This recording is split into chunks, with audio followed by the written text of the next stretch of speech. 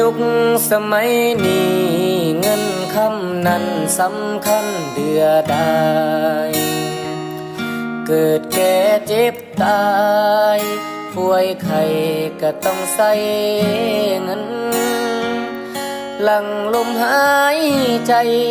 อยู่บ่ได้ถ้าบ่มีเงิน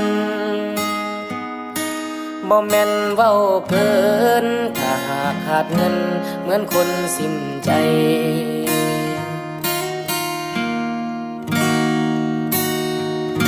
สิ่งของเครื่องใส่จับจ่ายก็ซื้อด้วยเงินนับแต่ไปเดินห้างช้อปปิ้งใส่สิ่งดูดาซื้อฮอดความหักซื้อฮอดชีวิตคิดเอาโลดนา